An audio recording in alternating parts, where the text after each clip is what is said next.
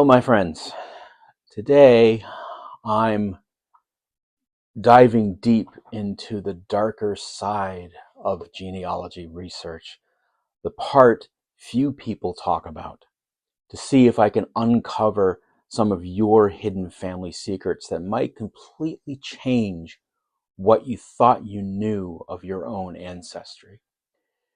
Genealogy has exploded in popularity lately, with millions of us tracing our roots through online records and DNA tests. It's fascinating and often provides deeply moving work, but beneath the heartwarming stories of reunion and rediscovery lies another side, one that is filled with misinformation, privacy questions, and uncomfortable truths that can shake our sense of identity. Today, I am a little bit under the weather, and instead of one of my usual longer videos, this video is an invitation to you, for you to join in on a community discussion about the darker side of genealogy research. I truly enjoy interacting with you in the comments of my videos, and participating in a thriving community can become a huge resource for you in your future efforts, especially if you take the exciting steps to become certified and accredited as a professional genealogist. So I encourage you to share your stories and questions in the comments below.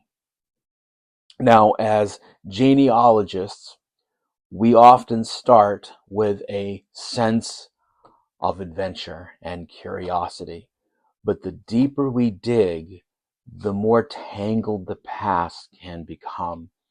Misinformation is one of the biggest challenges we face today. A single misattributed source or transcription error can spiral into entire branches of a family tree built on shaky ground. You might think you've connected with a long-lost ancestor, only to learn later that the data was flawed. And while fact-checking is part of every good genealogist toolkit, even verified records can hold painful surprises once the bigger story unfolds. Then there's the issue of privacy and hidden family secrets. In the age of online databases and public DNA matching, truths that were once carefully guarded are now just a few clicks or centimorgans away from discovery. Some stories may have been buried intentionally to protect reputations, avoid controversy, or hide painful events. When those secrets resurface, they can change how a family sees its past and also each other. One case still stands out to me. A woman who learned late in life that her beloved grandmother wasn't her biological relative. The DNA evidence was undeniable, and it threw her entire understanding of her lineage into doubt.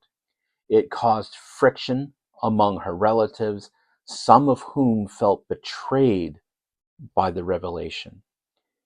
In another case, a man researching his ancestors found documents showing that a respected forebear had once been accused of desertion during wartime.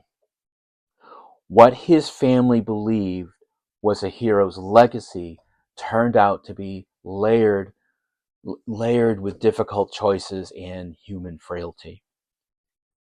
These stories remind us that genealogy isn't just a puzzle. It's also a mirror reflecting both the admirable and the uncomfortable parts of who we are. Every record tells a story, but those stories are rarely simple. When we take the time to verify our sources, cross-check evidence, and approach our research with humility, we not only do justice to the historical record, but also to the people behind it. So, as you dive into your own research, remember that the darker side of genealogy is just part of the same journey.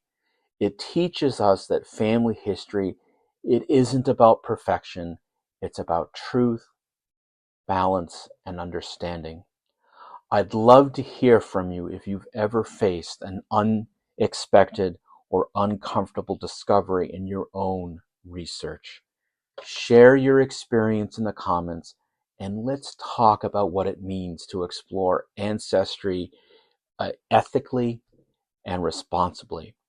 And if you'd like to learn more about how to handle sensitive findings with care, be sure to check out future videos where I'll walk through practical steps for ethical genealogy and responsible storytelling. And if you enjoy and find these videos helpful, please do me a favor and click on the like and subscribe buttons. Doing so tells me that I am on the right track with the kinds of videos that you want to see. And it also helps to support the channel by helping the YouTube algorithm know to recommend this channel and content to other budding family historians and genealogists just like you. That being said, today is going to be more like a classroom discussion. I look forward to reading all of your questions and comments, and I will enjoy the discussions that will arise from them. Thank you for watching and supporting this channel. This, again, is Eric with Trace Your New England Roots, where history starts with your family.